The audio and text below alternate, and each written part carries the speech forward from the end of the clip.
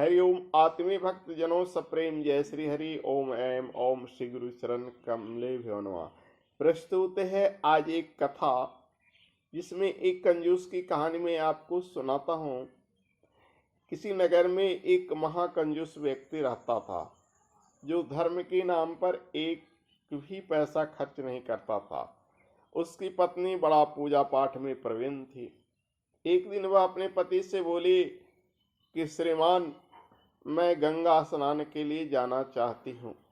बोला, जाओ खुशी से, लेकिन ऐसे घाट पर स्नान करना जहाँ कोई पंडा पुजारी नहीं हो, वरना वो दक्षिणा मांगेगा। बोला, ऐसा तो कोई घाट नहीं है। उसने बताया, जाओ स्मशान घाट पर जाकर स्नान कर लेना, वहाँ कोई पंडा पुजारी नहीं जाएगा, सारे के सारे लोग तीर्थ में ही रहते हैं। स्मशान घाट पर तू स्नान करना और धड़ल्ले से घर चले आना। लेकिन भगवान भी कम नहीं थे। भगवान सोचे कि चलो आज से हम दक्षिणा लेकर ही रहेंगे। भगवान एक ब्राह्मण का वेश बनाए और पहुंच गए जहां वो स्त्री स्नान कर रही थी। ज्यों ही स्नान करके निकली, बोली, यजमानी दक्षिणा दो, बिना दक्षिणा के तुम्हारा स्नान फलदायी नहीं होगा। बोले, पंडित जी, आज तो पैसा लेकर नहीं आई हूँ, कभी आऊंगी तो चुका दूंगी। बोले, कोई बात नहीं यजमानी, मुझे तुम्हारा घर का पता है, मैं घर पर ही आकर दक्षिणा ले लूंगा। पंडित जी पहुंच गए। उसके पति से बोले कि तुम्हारी पत्नी गंगा घाट पर स्नान की है, दक्षिणा बकाया है, दक्षिणा दे दो। वो अंदर चला गया और पत्नी से कहलवा भेजा कि उसके पति बीमार हैं, दूसरे दिन चले आएंगे। बोले, कोई बात नहीं, मैं यहीं रह जाता हूं, जब तुम्हारा पति ठीक हो जाएगा तब दक्षिणा लेकर जाएंगे। 2-4 दिन तक पंडित जी बेचारे भूखे प्यासे रह गए। बार बार वह घर से निकल कर देखती, पंडित जी बाहर बरामदे में कोने में पड़े हुए थे। बोला कि पंडित जी ऐसे मानने वाले नहीं हैं, इनको जाकर कुछ भी दे दीजिए, चले जाएंगे, नहीं तो भूखे प्यासे का पाप लगेगा। लेकिन इधर उसका पति भी कम कंजूस नहीं था। बोला, जाकर कह दो कि पति मेरा मर गया। और पत्नी आकर कह दी कि पति तो चल बसा दुनिया से। पंडित जी अब क्या करें?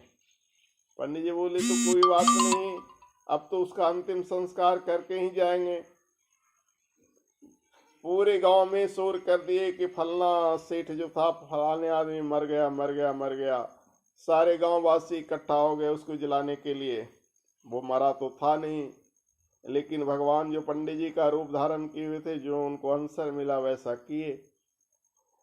अब बोली कि अब तो बहुत फेरा में फंस गए हैं, अब भी तो दक्षिणा देकर इस ब्राह्मण को भगाओ। बोला कि तुम चुपचाप देखते जाओ, मैं जैसे करता हूं करने दो। गांव वासी उसको जलाने के लिए तैयारी करने लगे। उसे जलाने के लिए घाट पर ले गए, चिता सजाया गया और वो चिता पर सो भी गया। लेकिन उसकी पत्नी रो रो कर उससे पुकार रही थी कि मेरा पति मरा नहीं है।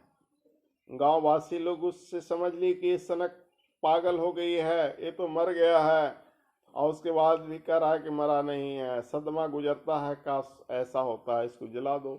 ज्यों ही अग्नि फूकने वाला था, यों ही पंडित जी जो थे कान में बोले कि अरे अभी भी तो ड्रामा छोड़ दो, अभी भी अगर कुछ देना है तो दे दो, वरना यूं ही क्यों जल जाओगे।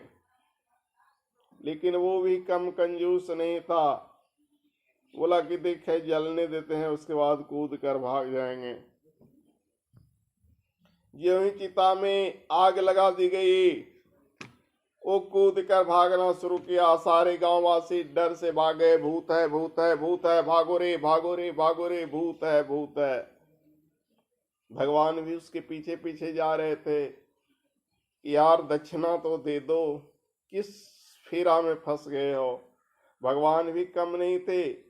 भगवान ने भी जो बंटी जी का रूप धारण किए थे, बोले कि तो अब तुमको घर में भी जगह नहीं मिलेगा, वरना दक्षिणा चुका दो।